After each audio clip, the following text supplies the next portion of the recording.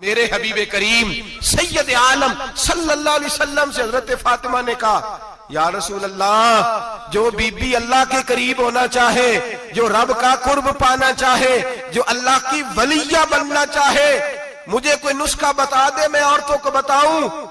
तो मेरे हबीब ने फरमाया, जो बीबी जितना घर के अंदर रहेगी, जितना घर के अंदर रहेगी, जितना घर के अंदर रहेगी, उतना ही वो अपने रब के करीब होती जाएगी, उतना ही अल्लाह का कुर्ब पाती जाएगी। और जितनी सज धज के बाहर निकलेगी, जितनी सबरेगी, उतनी वो अल्लाह से दूर होती जाएगी। जितने कदम उसके घर से दूर निकलेंगे, उतने ही कदम उसके अल्लाह के कुर्ब से दूर होते जाएंगे, उतने ही कदम। माएं, तुम्हारी दुआएं कबूल होंगी, मेरी माओ तब कबूल होंगी जब तुम घर में रहोगी। बेटियों, रब करीम का कुर्ब उस वक्त नसीब होगा जब तुम घर के अंदर रहोगी। तो भाई, कीमती चीजों को गुलाब चढ़ते हैं। किसी ने कभी केमिस्ट्री गुलाब पे नहीं छुपाई, फिजिक्स नहीं छुपाई, कभी किसी शायर अदीब ने अपना लिखा हुआ शायरी का कलाम नहीं छुपाया। गुलाब जब भी चढ़ता है, कुरान पाक को ही चढ़ता है। मेरे भाई, करोड़ों और अरबों और खरबों का मकान बना के लोग उसको गुलाब नहीं चढ़ाते। गुलाब जब भी चढ़ता है, बैतुल्लाह को ही चढ़ता है। जो चीज कीमती होती है वो गुलाब पे होती है।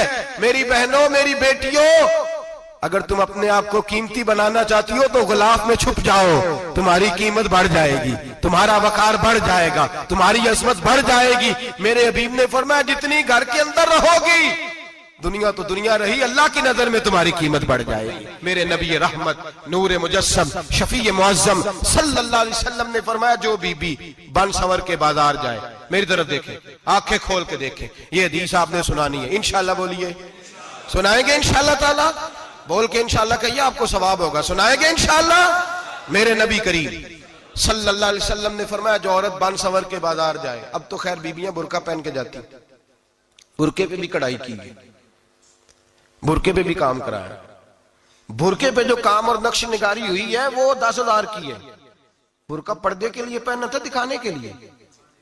ये कैसा बुरका है कि उसने बुरका भी पहना हुआ है और बुरका भी उसने फैशन वाला पहन लिया है। ये किस तरह का? इस तो पर्दे को पर्दे की जरूरत पड़ गई।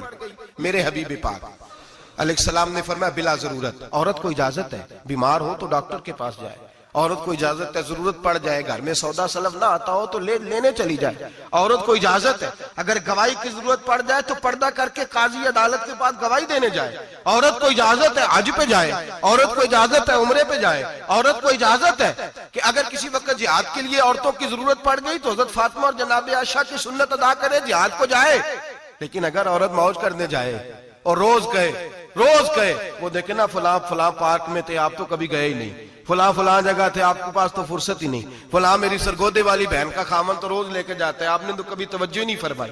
रोज पैगाम देती रहे, रोज पैगाम देती रहे। मेरे हबीब करीम सैयद आलम सल्लल्लाहु अलैहि वसल्लम ने फरमाया, जो बीबी बन संवर के बिला जरूरत बाजार जाए, नबी पाक अलैहिस्सलाम ने फरमाया, एक कदम वो उठाएगी तो उस पर अल्लाह की लानत बरसेगी, फरिश्तों की लानत बरसेगी, जमीन वाले लानत बरसाएंगे, आसमान वाले लानत बरसाएंगे। और मेरे हबीब बोले तो फरमाया, जब अल्लाह की लानत बरसेगी तो मैं भी उस बीबी पे लानत ही करूंगा जो बीबी बन संवर के जाए। और आगे सुन ले, मेरे हबीब ने फरमाया, अगर उसका खामद राजी हो, उसके बन संवर के बाजार जाने पे आप नाराज हो जाएं, अल्लाह करे इस बात पे हो ही जाए, और अल्लाह करे बदल जाए निजाम, जो खामद खुद मेकअप करा के तैयार करा के पार्टी में लेकर के जाए, जो सामने वाली फ्रंट सीट पे खुद बगैर नकाब के उसको बिठाए, जो मोटरसाइकिल की पुश्त पे खुद तैयार करा के बिठाए, और जो खुद कहे तू चली जाना, जा तू शादी भी तू देखा, फला काम भी तू करा, मैं आजाद हूं। मेरे हबीब ने फरमाया, जिसकी बीवी बन संवर के जाए, जिसकी बीवी मेकअप करके जाए, चेलम पे भी ब्यूटी पार्लर से होके जाती है, जिसकी बीवी बन संवर के निकले, वो राजी हो, वो खुश हो। बाद ऐसे मना करते हैं, नाराज होते हैं, वो गुनाह सिर्फ औरत के जिम्मे है। लेकिन अगर औरत बन संवर के निकल रही है और खामद राजी है, वो कहता है, हाँ हम मॉडर्न है, हम जदीद दौर के हैं, हाँ जिद्दत इसी का नाम है। हाँ, तो लोगों को पता कैसे चलेगा हमारे पास पैसे हैं? कैसे पता चलेगा कि 3 गाड़ियां एक अब्बा जी के पास है, एक बेटी के पास है, एक बीवी के पास है? कैसे पता चलेगा कि हम बहुत ताल्लुकात वाले, अब्बा जी फुला शादी पे, बेटी फुला घर में, और बीवी फुला घर चली गई, हमारे ताल्लुकात ज्यादा है, इसलिए हमें ज्यादा जाना पड़ता है। मेरे हबीब करीम अलैहिस्सलाम ने फरमाया, औरत बन संवर के जाए, खामद राजी हो, वो जितने कदम उठाएगी उतने ही अपने खामद के लिए जहन्नम में मकान तामीर करेगी। फरमाया उसके खामद के लिए उतने मकान दोज़ख में तैयार हो गए, वो जलाया जाएगा, वो तपाया जाएगा, वो जहन्नम की आग का ईंधन बनेगा। और मैंने शायद आपको दर्जनों बार हदीस सुनाई हो, मेरे करीम रसूल ने फरमाया बीबी एक होगी पर 4 आदमियों को जहन्नम में लेके जाएगी। या रसूलल्लाह किसको? फरमाया बाप ने पर्दे का नहीं कहा तो बाप भी दोज़ख में जाएगा, अगर भाई ने पर्दे का नहीं कहा तो वो भी दोज़ख में जाएगा, शौहर ने पर्दा नहीं कराया तो वो भी जहन्नम में जाएगा। वो बेटा जो कहता था ना ना 1.25 लाख का मोबाइल लेना है, तो अम्मा ने घर के अंदर शोर डाल दिया, मजबूर किया, खामन को लेकर के दिया। उस बेटे से पूछा जाएगा तू सारी जिद्दें अम्मा से मनवाता था, ये तूने क्यों नहीं कहा पर्दा कर ले? और अब तो बीबी जरा 40 साल की होती है तो कहती है मेरी खैर है, मैं बूढ़ी हो गई हूँ, मेरी खैर है, रोटियां सारी खाती हूँ, बाकी सारे कामों में जवानों की तरह हूं, पर्दा नहीं मैंने करना, मेरी खैर है, फलाना तो मेरे बेटे की तरह। जुल्म की हद है, जुल्म की हद। कजन एक दूसरे से हाथ मिलाते, कजन, वो किस मुसीबत का नाम है? कहते ये भाई है, ओ भाई ये भाई होता तो इससे निकाह नाजायज होता। अब चूंकि अल्लाह ने इसके साथ निकाह को हराम रखा है तो ये तुम्हारा भाई हो सकता? मेरे रसूल करीम सल्लल्लाहु अलैहि वसल्लम ने फरमाया सुवर निजसुलैन है, कुत्ता बिल्कुल नापाक नहीं होता, कुत्ता भीग जाए तो बादों का नापाक होता है, या कुत्ते के मुंह से थूक निकले तो नापाक होती है। सुवर निजसुलैन है, पूरा नापाक, खुश्क भी हो तो नापाक है। मेरे हबीब पाक अलैहिस्सलातु सलाम ने फरमाया एक सुवर हो वो पहले ही नापाक, और दूसरा फिर वो सुवर गंद में लिपटा हुआ हो, गलाजत उस सुवर को लगी हुई हो। फरमाया एक तो सुवर जो निजसुलैन है और फिर वो गंद में लिपट जाए, गलाजत में भर जाए, उसके पूरे वजूद को गंदगी लग जाए। फरमाया वो सुवर गंदगी और गलाजत में लिपटा हुआ तेरे जिस्म से लग जाए तो इतना बुरा नहीं जितना गैर महरम औरत का वजूद तेरे वजूद से लग जाए तो बुरा है। किस कदर तफसील दी, कहां से बात शुरू की और कहां मेरे नबी ने सिखाई। कजन हाथ मिला रही है, कजन के साथ बाजार जाया जा रहा है, कजन के साथ फला काम हो रहा है, कजन को चचा का बेटा भाई होता है, अगर ये सगा भाई होता तो इसके साथ निकाह नाजायज होता। खुदारा आ जाओ, लौट आओ, वापस पलटो दीन की तरफ, लौटो, इस तबाही से निकलो। ये जो आग है, ये जो बेसुकूनी है, ये जो तमाशा है, ये लाखों कमाने के बावजूद जो बेबरकती है, ये बड़ी बड़ी फौजों के बावजूद जो रोज मैयतें उठती हैं, ये जो रोज जनाजे पड़े जाते हैं, ये जो रोज बेटियां बेवा होती हैं, ये जो रोज माओ के सुहाग लुटते हैं, ये हमारी नाफरमानियां हैं। हम दीन के मामले में हम लोगों ने नरमी शुरू कर दी है, हम अल्लाह और उसके रसूल से बगावत करने लगे हैं। मेरे हबीब करीम सैयद आलम नूर मुजस्सम शफी मुअज़्ज़म सल्लल्लाहु अलैहि वसल्लम ने फरमाया जिना सिर्फ शर्मगाह का नहीं होता, हुजूर ने फरमाया आंखें भी जानी होती हैं, कान भी जानी होते हैं, जुबान भी जानी होती है। बुखारी मुस्लिम दोनों में मौजूद है। सहाबा ने अर्ज की हुजूर जुबान कैसे जानी होती है? फरमाया जो नमाज के बावजूद गंद बोलता है, गलीज गुफ्तगू करता है, वो जुबान का जानी है। और फरमाया जो रोज गंद देखता है वो जितनी मर्जी तजते पड़े वो आंख का जानी है। और जो गंदी बातों में लज्जत महसूस करके सुनता है वो जितना मर्जी रोज उठ के मस्जिद में झाड़ू दे वो कानों का जानी है। मेरे नबी ने फरमाया आंख का जिना भी छोड़ दो, कान का जिना भी, बोलिए कान का जिना भी, जुबान का जिना भी। मुस्नद इमाम अहमद बिन हंबल उठाइए, एक सहाबी ने अर्ज की हुजूर नमाज में दिल नहीं लगता, मेरा कुरान पाक में दिल नहीं लगता, दुरूद व सलाम में दिल नहीं लगता। आमिना के मासूम लाल ने क्या जवाब दिया? हुजूर ने फरमाया जा अपनी नजर जाके पाक कर ले, अल्लाह के नबी का वादा है तेरा सजदे में दिल लगने लग जाएगा। जा अपनी आंख को तहारत दे, वुजू करा, नजरों को पाक कर, अल्लाह के रसूल का वादा है तेरा कुरान पाक में दिल लगेगा।